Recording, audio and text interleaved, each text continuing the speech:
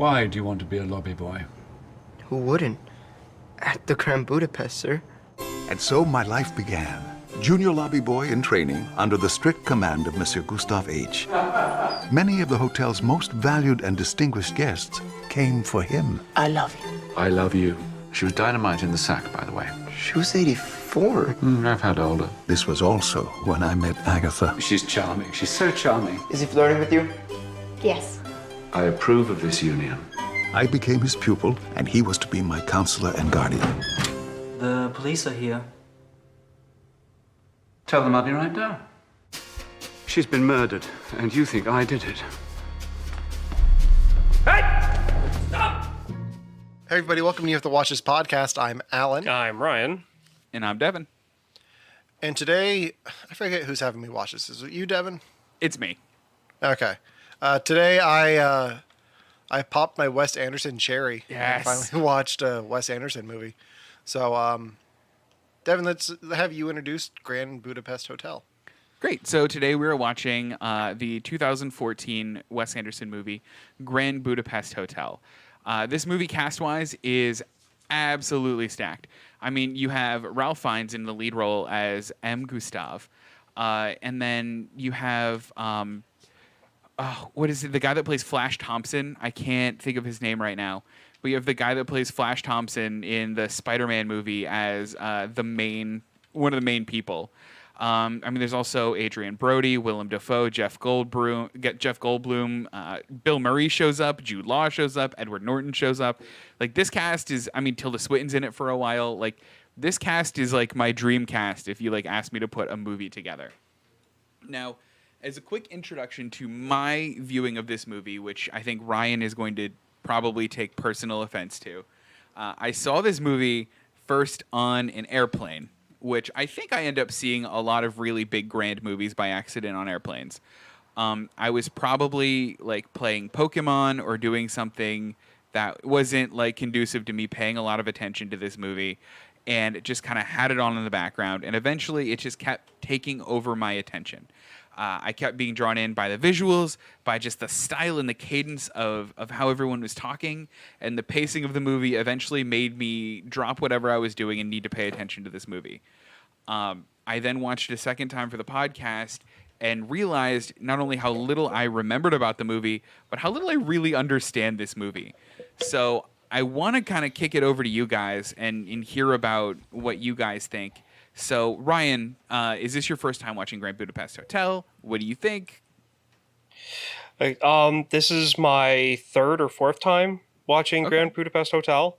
My experience with this film was listening to Wes Anderson give an interview on NPR when it first aired in theaters, and it made me super interested in it. Just the things he was talking about, the setup for like the era that it's set in, the world that they built to film it in. And I really found him very interesting. And so I came home, I was driving home from work, and when I got home after hearing the interview, I talked to my wife about it, and we waited for it to come out for rent to watch it. And it was a new experience because of his type of, like the majority of his movies are kind of like this, and he has a definite his own style. And I've wanted to watch other stuff like Moonrise Kingdom and The Fantastic Mr. Fox, but I've never gotten around to actually see them yet. Which I'm going to soon, since I just watched this one and re-listened to that interview again. But yeah, no, I thoroughly enjoy this movie.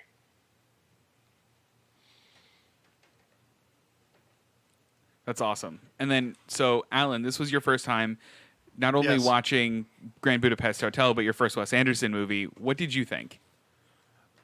It's my first Wes Anderson movie that I can remember. I feel like I've seen bits and pieces of other ones, but not like the whole way through. Like, I've never just sat down and watched a Wes Anderson movie in my adult life. I really enjoyed this. I've been recommended his films before. I just haven't gotten around to watching anything yet. I don't know why. It's just like one of those things where it's like, yeah, I'll get to that eventually. And this is one of the first ones that I saw. I was like, oh, that looks really good. That's got a great cast. I really want to see that. And it took the podcast for me to just sit down and actually watch it. What was really nice was like things are starting to get back to normal enough where I could just walk into the library and take this out. Oh, I wow. didn't have to rent it. Like I'm back to the point where I can not have to pay for movies that we're watching for the show. I can just go to the library and get it. So that was a nice taste of how things were like a year ago. But no, I really enjoyed it. There's some things that I really want to talk about from a filmmaking standpoint that we'll get to eventually. But no, I really enjoyed the style, the sense of humor, the cast. I liked it. That's awesome. So I guess I'll kind of start at the beginning because there's so much to talk about with this movie that I want to make sure that I hit all of the parts that I think are coolest. And then I'm hoping you guys can fill in some stuff. One of the things that struck me immediately about this movie is the framing of the movie. So the movie is a woman on a bench in a graveyard reading a book written by a man who's reminiscing about a conversation that he had in a hotel with somebody. So the movie is like 3 people removed from the story. Like you're not watching it play out. You're watching somebody tell somebody who remembered writing it down at some point and somebody's reading it. What did you guys think about that? Did you like that? Like it actually took me until this watching to understand that's really what was going on. I really enjoyed that because I really enjoyed we're going to change the aspect ratio for each level of the story that we're getting into. I've never had a DVD come up and like have a menu pop up and tell me set your screen to 16:9. Like I was like, oh, that's different. Like why would my screen be set to anything else but that? But then it really, like just watching it on a big enough screen where you can appreciate the different aspect ratios, because some of them are subtle, but then other ones are like really tight. Like the majority of the story is in like a square format. Yeah. So they're not even using most of the screen. But no, I really enjoyed how like the deeper you went, the smaller the aspect ratio got. Mm-hmm. Yeah. And for me, I've always loved that whole idea because you technically have 3 different stories going. And you have three different people's experiences with the same story. You've got the people who are actually experiencing that story, and then you've got the story from a second-hand account, and then you have the story from a third-hand account, which to me goes into the feel of this film when they're going through the first-hand account, because it's almost dreamy. Like, it's surreal. It's more surreal. Like, when they're going over what's going on in the moment between what's the name? The guy who runs the hotel. What's his title again? I forget the terminology. What is his name? He's the concierge, right? The concierge there. And Gustav. Yeah. You've got his story and how it's real, like surreal. And then it's a little bit less surreal when they're actually showing Zero explaining the story. And then it's almost factual realism at the very beginning and at the very end. And I really like that because the way I take this is that you're seeing the movie through the reader's imagination. And I completely agree. And I think the thing that it does that I really love is it makes kind of the dream-like Wes Anderson-ness of it all makes sense in context. Yeah. It actually puts it in, like, you're reliving this through somebody whose only, couple years of happiness was this time period in his life. So everything's going to have that extra saturation. Everything's going to be bright colors. People are going to talk extraordinarily. Things are going to be framed in a cool way. The miniatures that don't look photorealistic are going to make sense and are going to fit that style. And it looks like it was a style done on purpose, not a style for the sake of style, which I love. I love when it like feeds into a context. Yeah, and that goes into the girl reading the book in the graveyard. It's almost like she's going there to pay tribute to the guy, because obviously there's keys hanging on his like tombstone, pretty much. And it's almost like, okay, well, she's reading the book, so visually this is what she has playing in her head. Yeah. So I mean, that's one of the reasons why I like this movie. Well, and going back to the aspect ratio that Alan had mentioned, I actually didn't notice the aspect ratio changing. I just noticed some scenes are smaller than other scenes, and that was as deep as I had gotten into it. I found out this movie makes the only aspect ratio joke I think I've ever heard in a movie. Whenever you are looking at the author retelling his story, so the older version of the author, this format is 1:85, I think, something like that, if that's an aspect ratio. Yes, that's what it is there. Yeah, it's 1:85, and that part of the story takes place in 1985. So the aspect ratio matches the year. Dang it, Wes Anderson. I love it. Yeah, that's also the standard aspect ratio that you see in most films today. Oh, is it? Yeah. And then it switches to 2.35:1, which is still used today occasionally, but was fashionable in the 1960s. And then the last one is the Academy ratio, which is 1.37:1. So that's the square. Oh, right, more of a square. Kind of, yeah. So did you not notice the aspect ratio changes because you were watching this on an airplane? Well, I watched it on an airplane the first time, and then I watched it, in my living room this time, like on a TV that I own, like not my phone or anything like that. And like I think I didn't change the aspect ratio on the plane because they only have such a small screen to work with anyway. And if they were to cut the sides off and make it a little square, I think it'd be so obnoxious to watch. But like I didn't notice the aspect ratio changing here because I feel like he packs every scene with so much detail and there's so much going on that my brain's just like, I'm going to file that for later. I'm going to focus on these things. I noticed it. I don't know how much I would have noticed it if it wasn't for the DVD telling me to set my TV correctly. Oh, that makes sense. But it kept happening throughout, and I was noticing it because even the beginning scenes didn't take up my full screen. Like there was still a border on the edge. Yeah.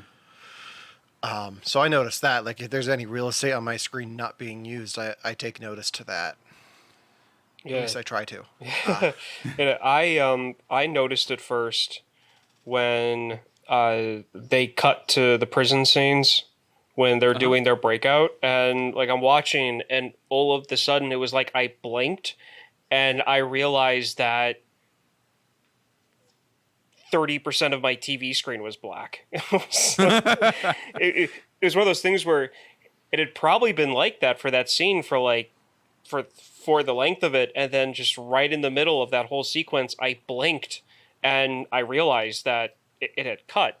And then that's when I paid more attention to when they were going back and forth between, the first-hand account to the second-hand account where the screen was moving, pretty much. Yeah.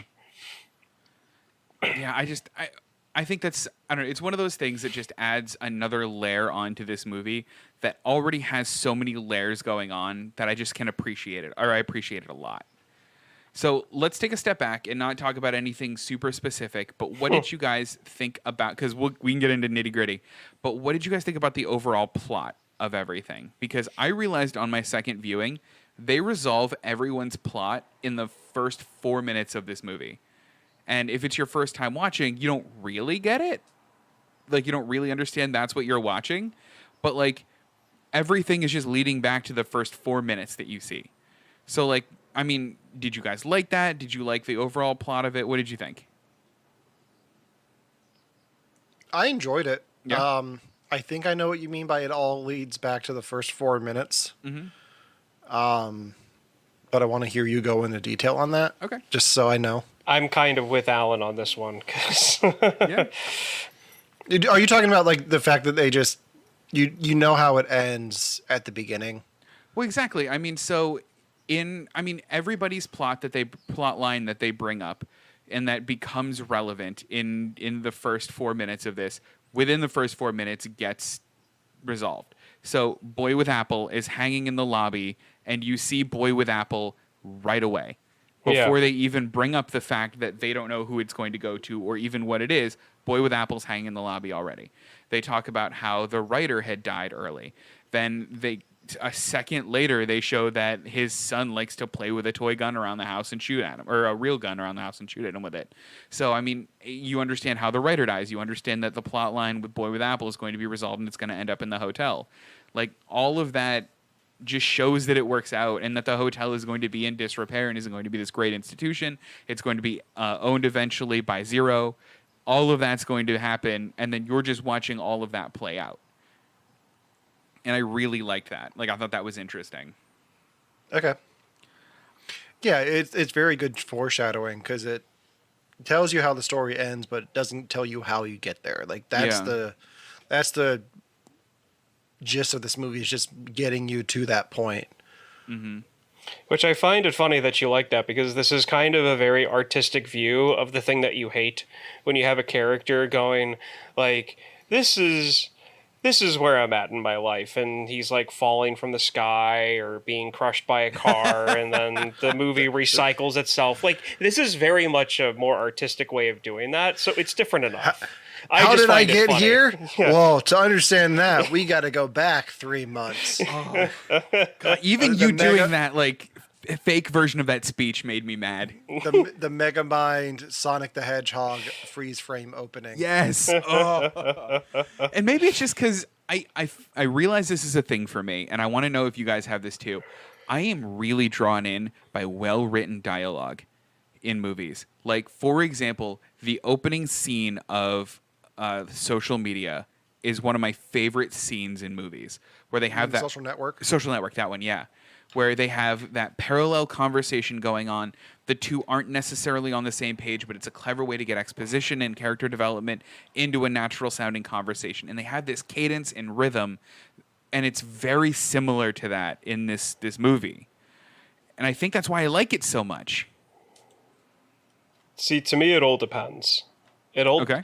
It just doesn't have to be written creatively or, you know, fit together. It's got to be something. I mean, it all goes down to interest to me. Like, you could have something that could, you know, a really great setup and, you know, really smart writing. But if it's something that I honestly don't care about, or if they're on a subject that I'm just like, then it falls flat for me.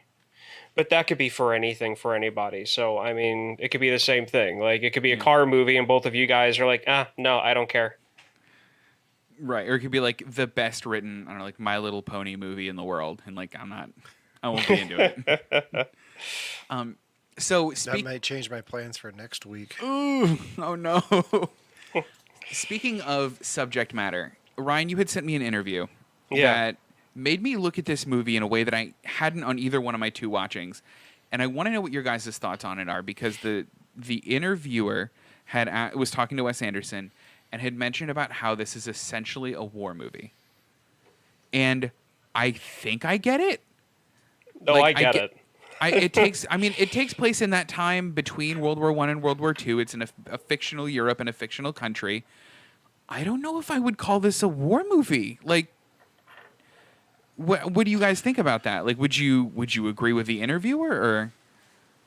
I didn't see the interview that you're talking about, Yeah. but I can definitely see it, just the way the main story is bookend by the war. Mm-hmm. Like, you have the train stopped at the beginning and you have the train stopped at the end, and you have two completely different outcomes because of the war. Yeah. And at the end of it, like, Zero is like a refugee from war. Like, so it's like him trying to start this new life because his life was upset by war. And it is like a war between Gustav and the family. Yeah. Yeah. I mean, that's a good, yeah. I think for me, because there wasn't like a big sprawling epic battle and our main character isn't a soldier, I didn't like write it down or like check it off in my mind as, it's a World War II movie, like, or it's a war movie. You don't think the pistols going off across from each other on the balcony is a big battle?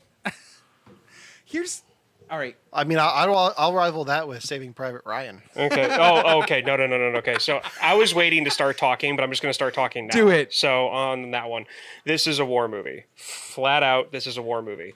Just like how Silence of the Lambs is a horror movie, even though some people may not consider it a horror movie. These films, to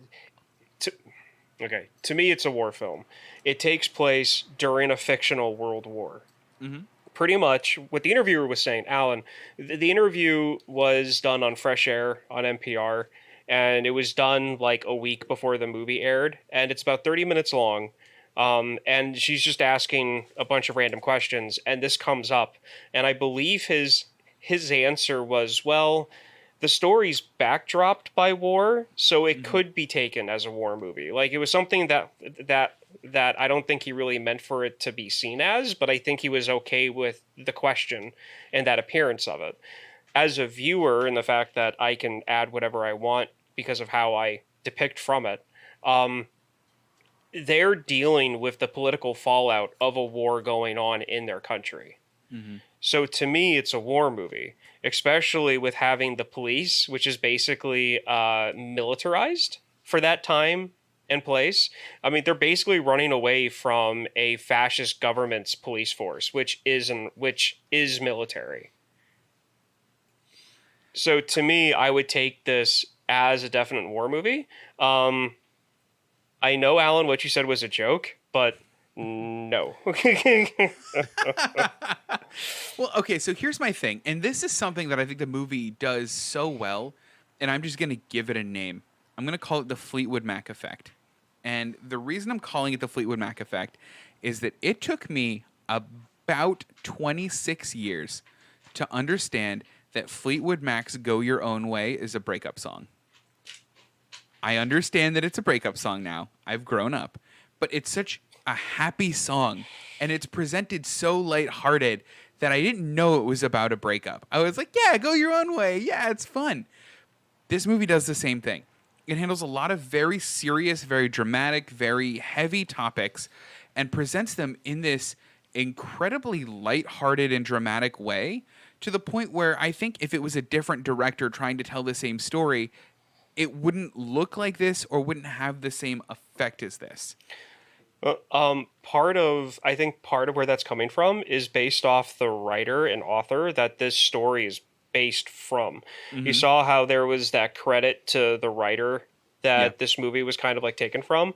He was a Jewish, I forget the country he's from, but he had to escape Hitler's uprising in the surrounding regions of Germany. And his writings depicted a Europe that is depicted in this movie.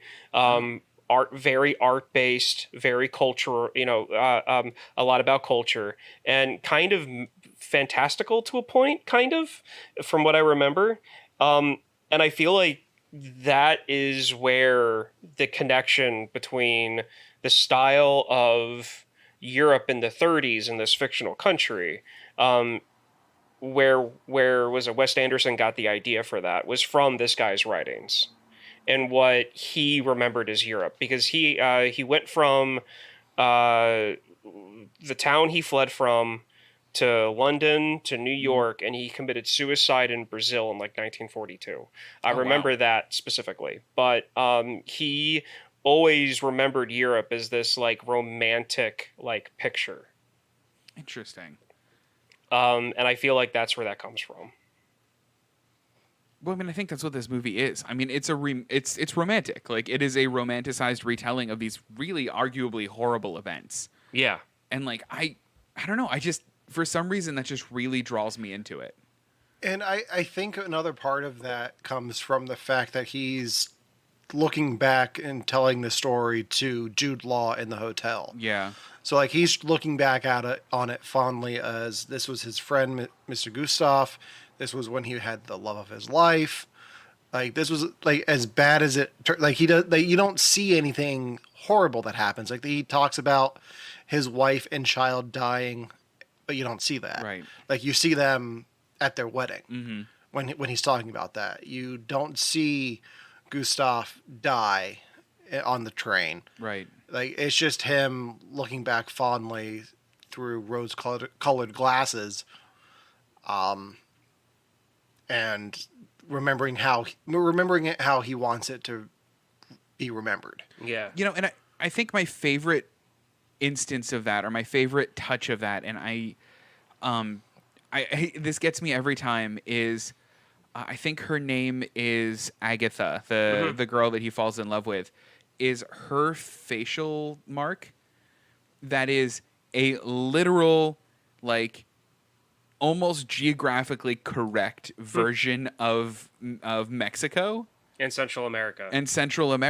and like, I mean, it's showing you that you're viewing this from the eyes of an unreliable narrator.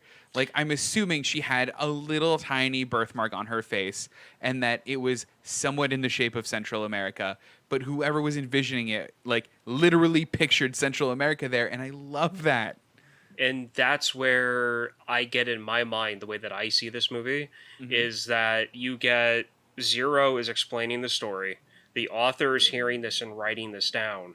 And so Zero said that she had a birthmark on her face that looked like South and Central America. And so when the girl reads this, because she looks like she's either like an older high schoolish student or maybe like a young college student, you know, like maps are in her head and just, you know, like that type of deal. So when she reads, you know, she had a birthmark on the side of her face, the shape of, you know, South and Central America, that she impictions the geographical perfect map of it on the side of the face, because that's how, you know, like your imagination would flow.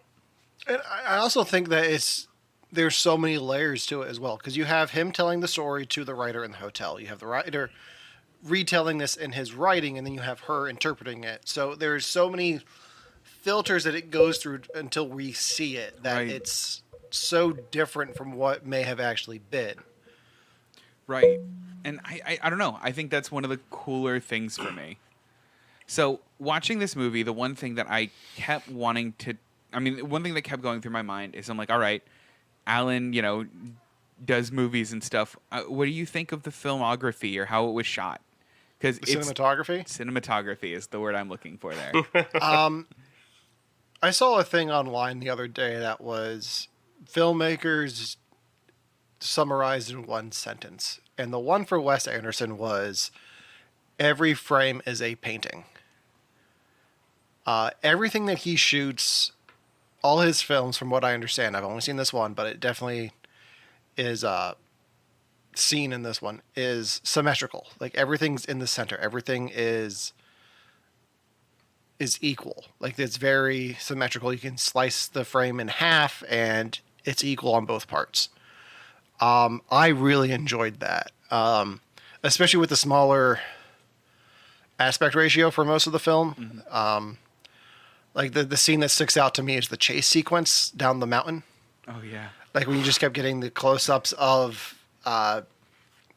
Willem Dafoe on his, like, skis, and then, like, them on the sled. And you just have, like, this very close-up, but they're all dead center in the frame. There's even a moment where the writer, when he's doing his bit, Tom Wilkinson is talking to the camera. Like, he yells at the kid, and then he comes back to talk to the camera.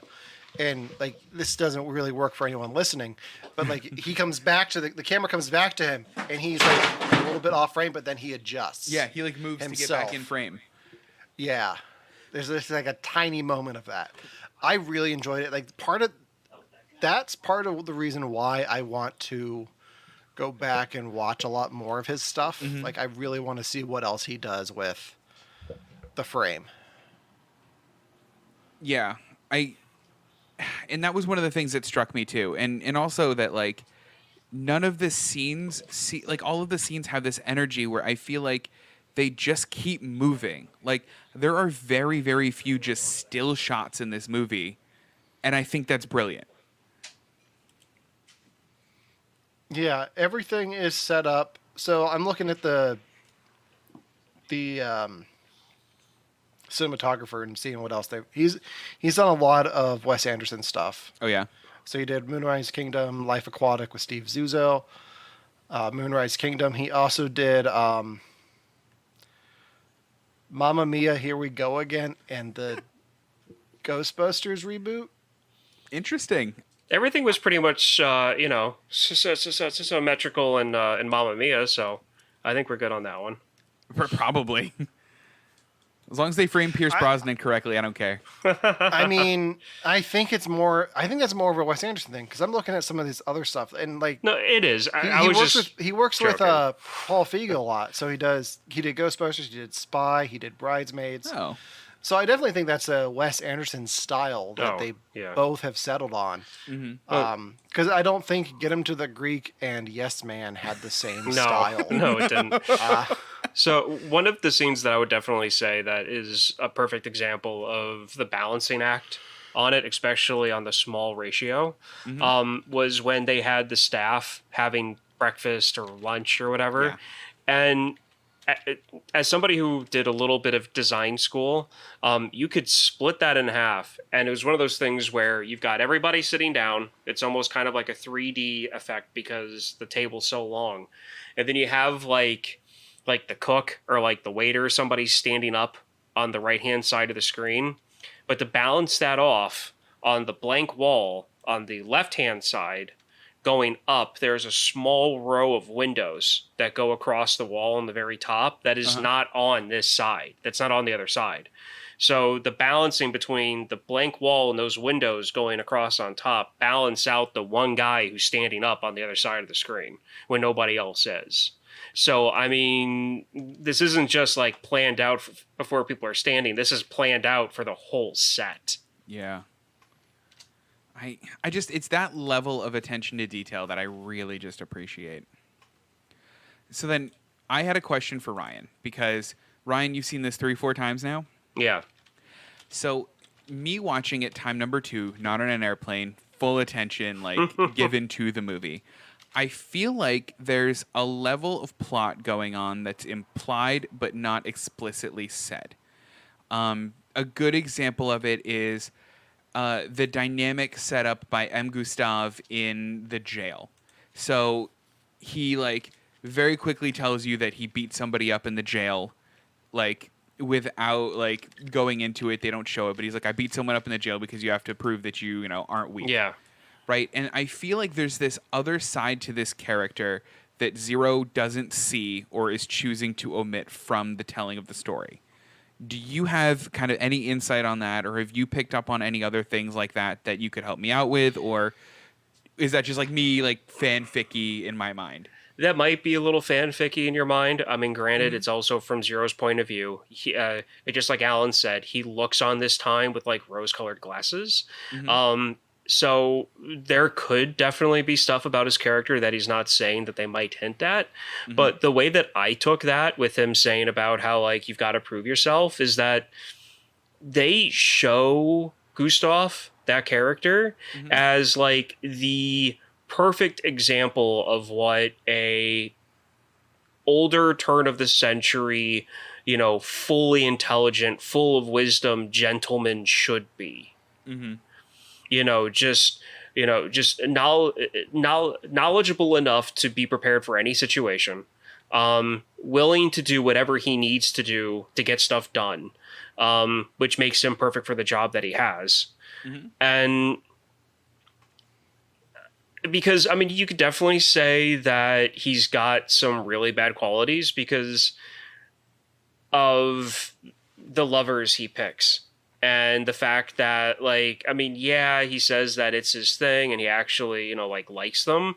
But at the same time, he definitely benefits materialistically from these relationships that he has. So one regard, Zero could be completely overlooking the fact that he manipulates old, sick women to get what he wants. And he just sees it as, oh, that was Gustav's, like, kink.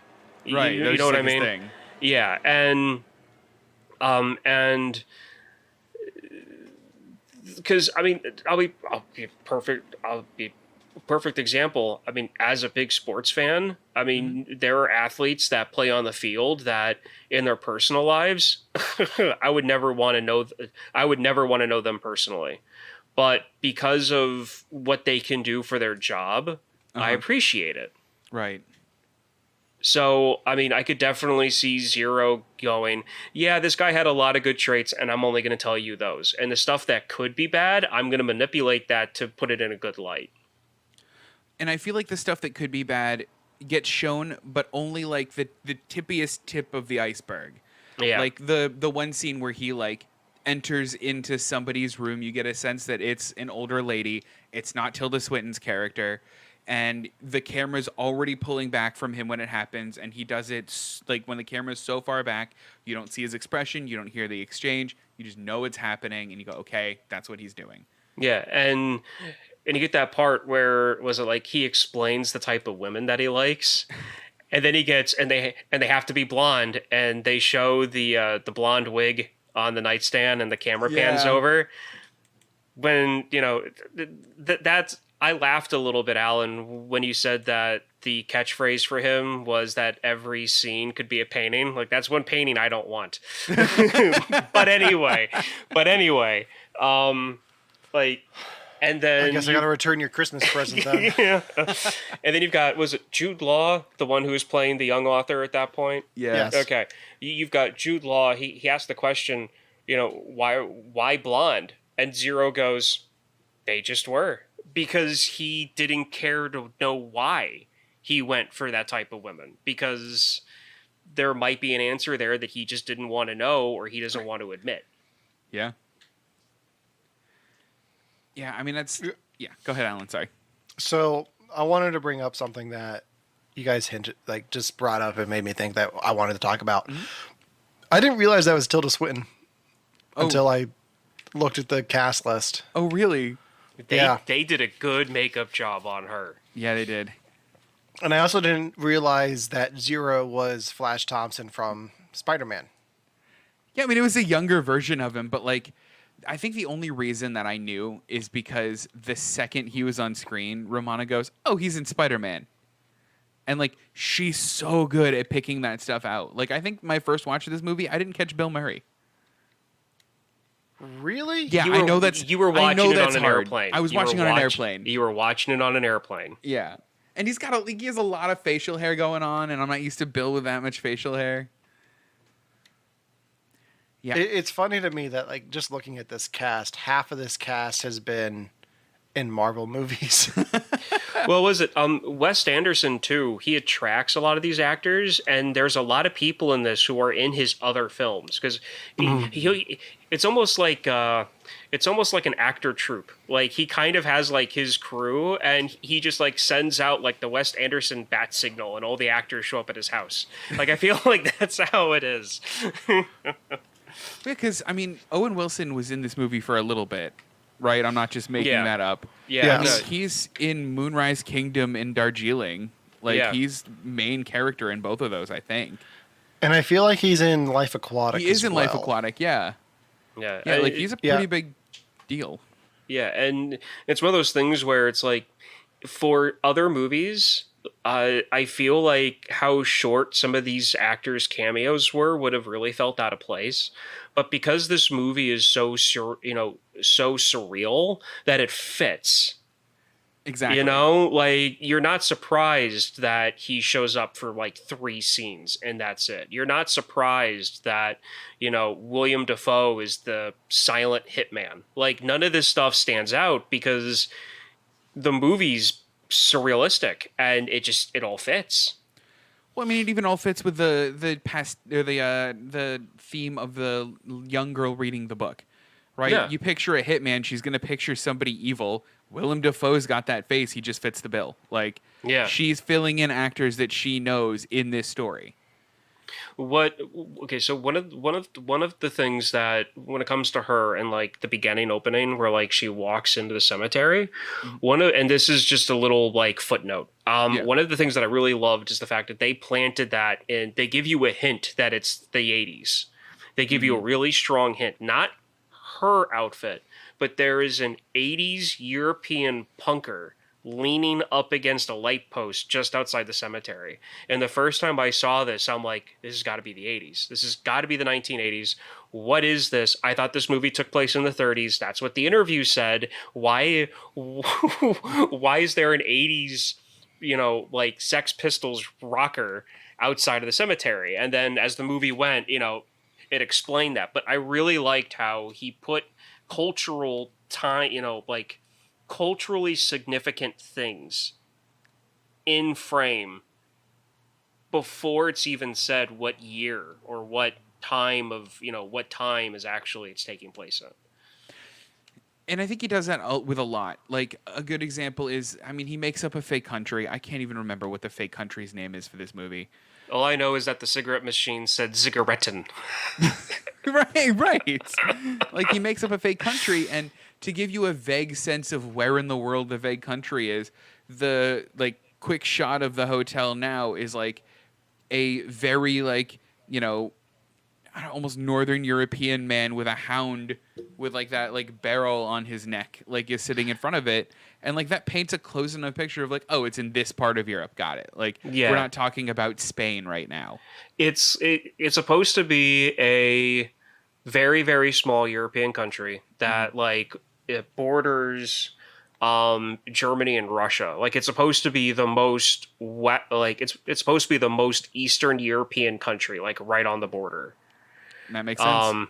And what I find funny is that the town Lutz, in the interview, this is one of those funny little back and forths in that interview. The interviewer asked him about the town name, and then she said that she Googled it to see if it was an actual town, and all she got was figure skating. Good. Because a Lutz, it's a jump, like that's and so. I just picture Lutz from 30 Rock, one of the writers on TGS. So I really liked it began with a Z. Like, that's the only thing I can remember. Like, it began with a Z, and I loved the hotel during the beginning and towards the end, because it definitely is, you're like, yeah, this was renovated during like a Soviet takeover in the 50s. Like, this is very like the orange and green and the wood paneling, and it all looked like rundown 50s. It all looked very functional. Yeah. And so I mean, he does a good job at that. He really did. So the country, and I'm probably going to butcher this, is Zubroka? Sounds close enough. Yeah. It's not a real place, so it's okay if you mispronounce it. Right. The main thing is it's not Budapest. Yeah. Right. Which, speaking of, when I went to find this film to see if I could watch it without having to rent it, there is a movie called Budapest on Netflix. Oh. I believe it's a foreign film because I think it's dubbed. If it's not dubbed, then my video and audio is really off. But I was thinking maybe I could get some background on Budapest, maybe thinking that I could get something out of it. And no, it's about two guys that want to start up a travel agency and go to Budapest to meet up with a hooker and a drug dealer to set up this like week getaway for like bachelor parties. And like, I fast forward it and watched maybe like 5 minutes at a time. And it's definitely not what I thought it was going to be. So this movie is rated TVMA, which is weird for a movie, and has a 5.3 on the IMDb. Ew. But the Budapest one? Yeah. Yeah, no, definitely. I would because I mean, I'd even see that. I was like, something named Budapest. Maybe I might get something out of this. Maybe, because I was doing my research thing too, and I'm like, right. I was like, as soon as I saw the first scene, I knew that it wouldn't, but they had this really cool scene in it where they were talking in an alley about their plan, and then the one guy just pulls out like a Sharpie marker and just starts writing in the air, and it's like you're watching from the other side of like an invisible whiteboard. And like cool. The letters are just staying up, and they're going over like euros and like, times how many people. I'm done. I just thought that was cool. There's like real production value in that. I like that. I pictured like this is like some indie college film at the same level as like Zeros that somebody made in there. No, that was the only cool scene that I saw when I was going through the clips. But that's it. That's all I'm talking about that, because I want to get back to the actual good film we're talking about. Whereas Grand Budapest Hotel has an 8.1 on the IMDb. Which is well deserved. I think it's low. I'm going to be honest. I don't want to Well, be weird I mean- about it, but I mean, you also have to take into the fact that anybody can vote on that. So, I mean, to me, anything above 8.0 to me is a 10 on IMDb. Yeah, so the meta score is an 88. It is in the top 200 movies on IMDb. It's number 191. interesting. But it has, like Ryan was saying, it has 682,591 votes, Wow, like ratings. Like, yeah. So that's a lot. that's a lot. Yeah, so, I mean, like I said, IMDb, anything above an 8.0 to me is a 10. Because, I mean, at this point, I've always rented this occasionally to watch. I think the next time I see it on Blu-ray, I'm just going to buy it. I'm almost there with you though. Like I feel like I just want to own this movie. It's like Birdman. Like I just want to own it. Because, I mean, I smile. Like, I legitly smile through 80% of this movie while I'm watching it. Because it makes me happy. Like, because it's fun. It's beautiful to look at. The characters are amazing. There's really nothing I don't like about it, to be honest. Yeah, I'm having a hard time coming up with anything that I don't like. Devin, do you look like you've got something? He always has something. I'm trying to think if there's something because I always have something. Like there's always like some dumb thing. Like it's an anachronism. No, it all. I mean, it's so tight. Like I'm trying to think if there's like a plot thread that they dropped. I mean, do we know? Okay, do we know what happened to Henkel, Edward Norton's character? Did we figure that out, or do we lose him at the shootout? I think we lose him at the shootout. But I don't think you need him after the shootout. You don't need him after that because nothing really involves him after that. Right. I mean, who knows? Maybe he died in the crossfire. I mean, pretty much all of the soldiers in that place were basically fake, not, a mirror universe version of Nazi fascists. So I'm hoping most of them died. Right. So one thing I wanted to bring up with this movie is I was recommended this movie recently based on something else I had just seen. Okay. And I don't think we've talked about it much on the podcast because I don't know if you guys have seen it. But I recently saw Jojo Rabbit. I haven't seen Jojo Rabbit. Okay. Is it similar to this? Style-wise, yes. The person who was recommending this to me said that Jojo Rabbit was Taika Waititi's take on a Wes Anderson film. Okay. Okay. Weird. Okay. I'm gonna love that. Watching this now, I can definitely see that, and I really enjoy it. To the point where I keep getting Edward Norton's character in this, and why am I blanking on his name? It's not Taika Waititi, is it? No. Sam Rockwell. Oh. I keep getting their two characters confused in my brain right now. Because they both kind of play the same part. Interesting. And they kind of look alike. A little bit, yeah. Okay, so the first time I saw this was before, Alan and I started doing this thing, so I still had a problem with actors and names and, like, confusing them sometimes. Mm-hmm. The first time I saw this, I was getting really confused because I kept on crossing his character, the one that we were just talking about, the like, police colonel, like, Henkel, him, and the son.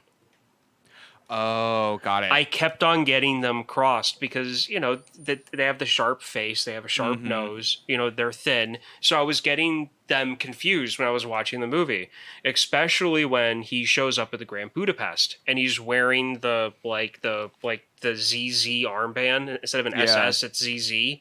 I thought that was him for a second. And then when the other guy comes into the place, I'm like, oh, okay, they're separate. But I mean, I had that problem when I was first watching this because that was before, I never talked about actors and who did the what and this. So I would visually get them confused sometimes. Oh, I mean, I totally get that. So then speaking of actors and characters, I've been thinking about this all day, and I feel like it's super easy to pick a character that you like in this. And I feel like it's easy enough to pick a character that, like, I don't know, they do a good job of fleshing out M. Gustav, and like I feel like he'd be most people's favorite characters. Who's your least favorite character in this movie? And least favorite character, because I don't want to like who? Dimitri, the son. The son. Yeah. Yeah. I've heard like bad things about Adrian Brody. Oh, no. So that's probably part of that. Oh. Also, like he killed his mom, right? Yeah. I mean, it's Yeah. That's like, implied, yeah. Yeah, I didn't really care for him too much. So yeah, I didn't really like him. So that's an easy question for me. Yeah. Like he's the villain of the story, so like it's easy for me not to like him. I'm trying to think of who I feel didn't like. I feel like all of the actors did their job more than what they had to, because every single character was blown out of the water on this. So I'm trying to go for characters I wish were, that I got more of. And I wish I got more of the butler from the old lady's house. Oh yeah. Because I really liked him, and like his air of like nervousness, and and just like the looks he was giving Gustav when he was rapping "Boy with Apple." And I wish there was more of him. I mean, I'm not sure if it's needed, and it might have been too much, and it might have taken away from the flow of the film. But I would have liked his character more. Like, I really liked his character. I feel like you need him to be gone though, because he's like the crux of why Gustav gets put in jail. Like, Well, he's yeah. the witness. No, yeah. Like I think he serves his purpose not being on screen. I feel like the movie would be a lot more convoluted if you saw more of him. Which is exactly why I said I understand why he wasn't in it, and that if he was in it, it would like mess up the flow of the story, because I completely get that and I completely agree. It's just, I really liked him. I really liked that character. And it's one of those things where like, maybe if they had like a scene after the credits, or, maybe if they would have, like deleted scenes or something, or, fake deleted scenes of like more stuff of him, just like stuff like that. Right. But my favorite character in this is the Gustav. I can't really, I mean, they flesh his character out so well, and he has so many great lines. Mm-hmm. I don't know why, but I'm really expecting Devin to say his least favorite character is Bill Murray. No, honestly, my least favorite character is, and let me make sure I got this guy's name right, Jason Schwartzman's character in this. Okay. He's like the like bellhop that's in like in like the 50s, I guess, whenever he goes back to the hotel. The one that just like smokes directly into Boy with Apple. Like, I don't know, I think I've been that kind of disassociated employee enough that I relate to him and just don't like it. Well, one of the things. No, that's fair. Yeah, no, completely. But one of my favorite scenes has to do with him, and it's the start of this bit where Zero is talking to Jude Law, and he says Gustav was the proprietor here. Before, like this guy's predecessor. And as soon as he says that, the camera goes back to Jude Law, and you see the guy you're talking about step backwards into the scene and look for like a half second, and then he goes to keep on walking because he heard his name, he heard himself be referenced. And then they did that a few other times in the movie where they go to talk about something and they're, by somebody, and they're in the background, and they just turn and look real quick because they know they're being talked about. Yeah, I absolutely love that gag. See, I didn't even catch that gag because I know there's so much like happening all at once that I need to go back and watch that now. Yeah, so I mean, like, it's right when Zero says he was the proprietor here before, and he says something about, the current guy, and then the camera goes from Zero to Jude Law, and then like the second it goes to Jude Law, you see the guy step back, look at the camera, and then, for like a half a second, and then he turns his head back straight and keeps on walking. I like because that. he's being referenced and he's right there in the background. And then I would have to say my favorite. I know you didn't ask this question, but I feel this leads into it. Yeah. My favorite scene or favorite conversation between two people has to do between Zero and Jude Law when they're in the Persian baths. Okay.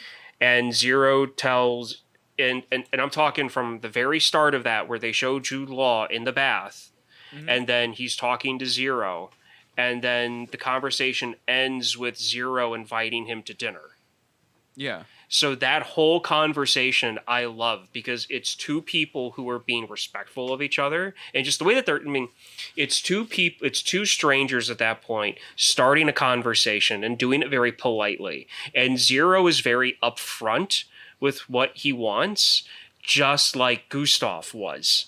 So you can see a bit of Gustav in Zero's personality as a character before they even get to him. And just that very straightforwardness, like, look, if you're not being polite, I would really like to tell you my story, but you have to tell me if you're being polite or if you really want to know. And I do like the influence that you can see. Yeah. And then, of course, they're halfway talking, and then you hear the guy who was at the reception booth screaming, and they show the one lady blasting him with a hose. It's just so it's, you hear it and then you see it and they go back to them again. It's just that whole sequence has got to be like, it's my favorite conversation of the movie. Yeah. Alan, do you have a favorite scene or conversation? I think my favorite moment in this movie, the chase scene is probably my favorite scene. Yeah. Just because the I guess everything leading up to that too, like them going into the monastery and like, are you Mr. Gustav? Here, switch cars. Like, I love that whole sequence. Yeah. But my favorite moment, the moment that made me want to watch this movie from the get-go, is in the trailer, and it's the moment where the police come to arrest Gustav for the murder. He's like, you think I'm the murderer, don't you? And then he just runs off through the hotel. And there's like a moment where they're just standing there like, what? And then it takes a few beats for them to chase after him. Right. Because they weren't expecting it. I think that's my favorite moment of the movie.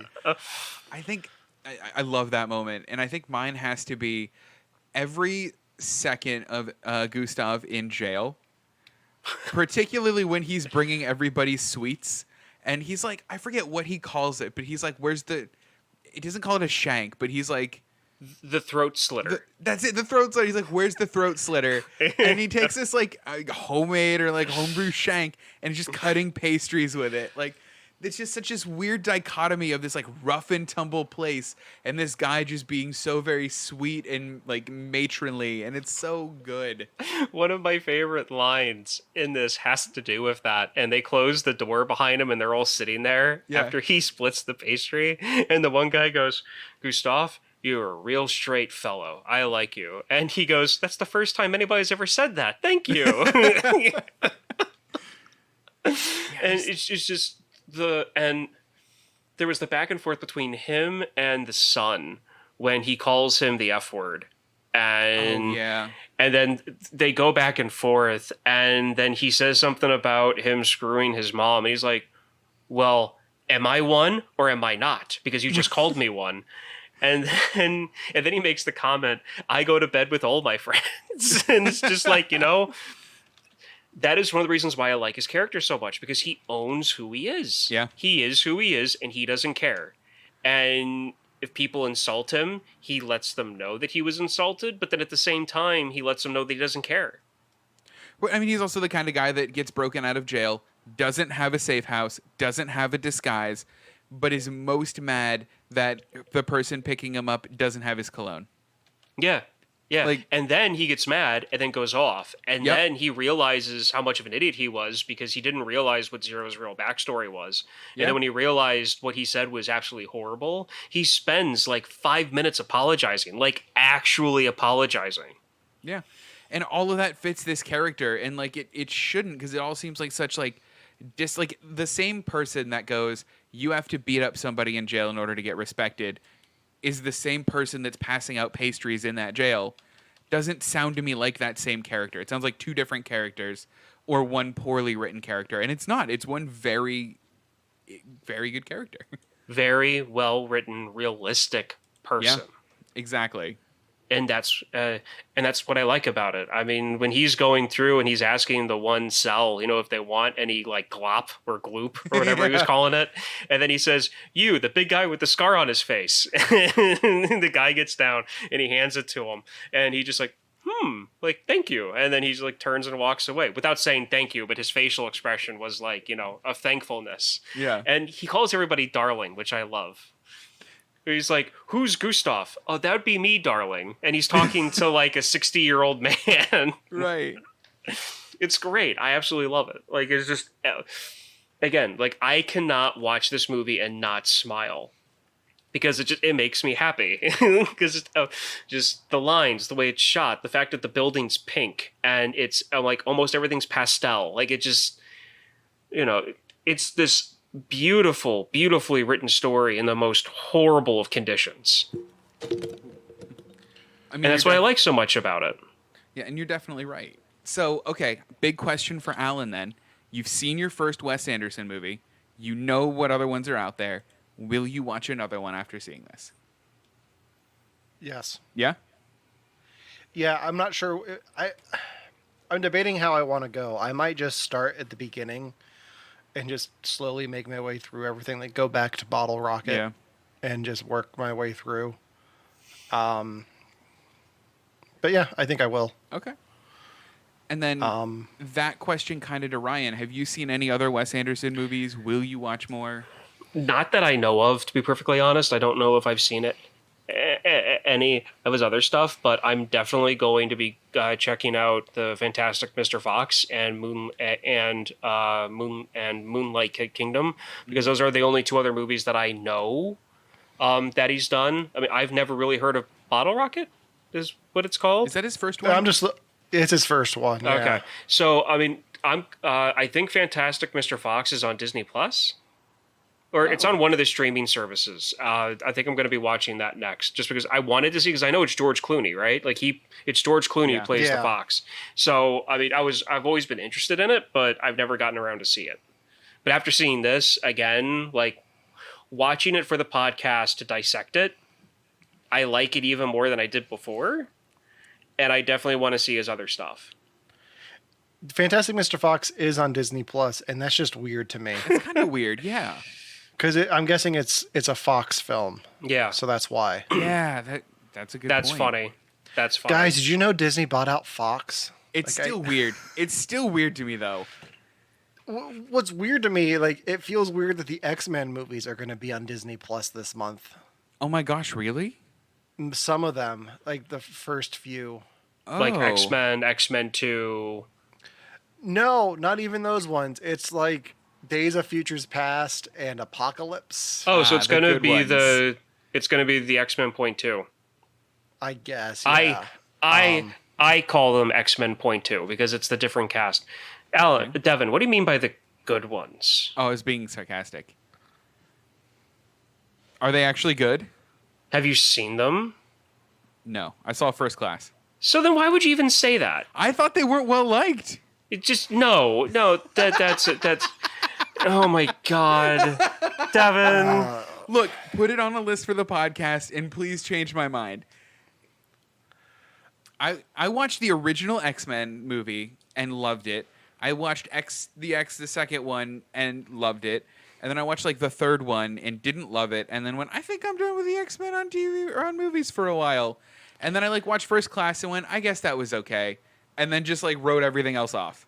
Okay, so you saw the first one, the second one, and then you saw the third one, and you're like, I'm good for a while. And then 10 years later, X-Men First Class comes out. And then you watch that and you're like, oh, okay, that was kind of okay. And that it just your line of thinking sometimes just doesn't line up. So to me. I want to continue this conversation, but I have two things to say. Okay.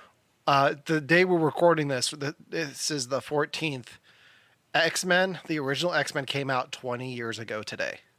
Oh, don't do that to me. I Ow. know. And two, Ryan, do you want to make him watch Days of Futures Past?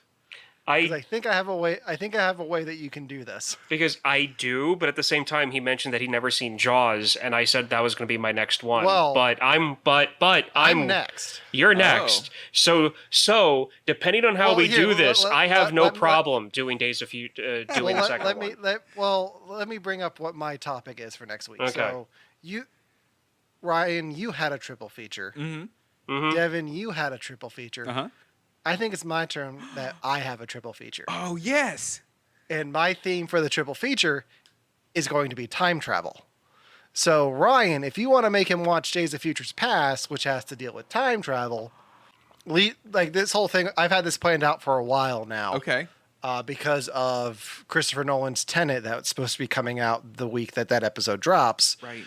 With everything going on, I don't know when that movie's coming out now, but we're sticking to this because I want to talk about the movie that I was bringing up for this. So the movie I'm having you guys watch for the time travel triple feature is Somewhere in Time, starring Christopher Reeve and Jane Seymour.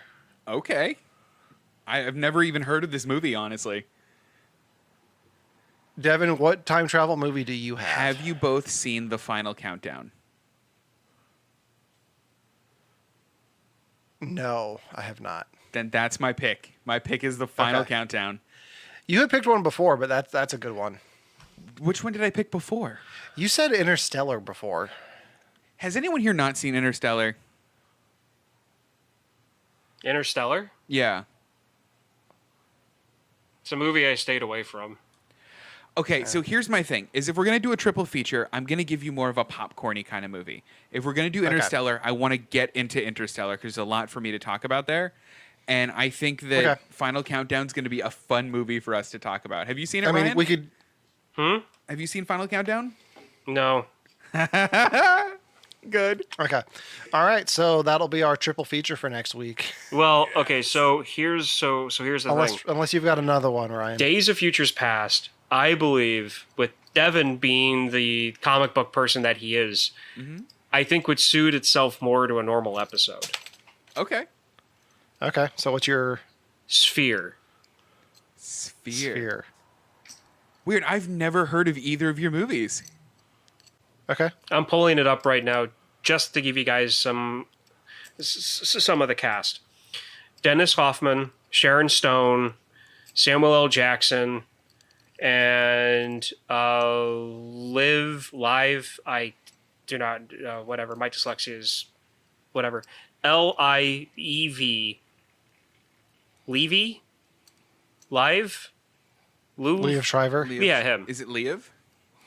Liv Schreiber, the guy who played Sabretooth in X-Men Origins. Oh. Bringing it back to X-Men. Hold on, you're missing the most important person on this cast, Ryan. Who? Queen Latifah? Excuse you, Huey Lewis's helicopter pilot. What? Yeah. Huey Lewis as a helicopter pilot. I'm ready. I'm so pumped for this. To hear more about Huey Lewis as a helicopter pilot, tune in next week to You Have to Watch This podcast. Yes. I think that does it for Grand Budapest Hotel. Yeah, I think it does. Make sure to subscribe to the podcast wherever you listen to us. We are on all major podcasting apps that we can think of. If you find one that we're not on, let us know. We'll go there too. Make sure to like us on Facebook. Follow us on Instagram at You Have to Watch This Podcast. You can email comments to You Have to Watch This Podcast at gmail.com. Other than that, for You Have to Watch This Podcast, I'm Alan. I'm Ryan. And I'm Devin. And we'll see you next week. You can't arrest him simply because he's a bloody immigrant. Take your hands off my lobby boy!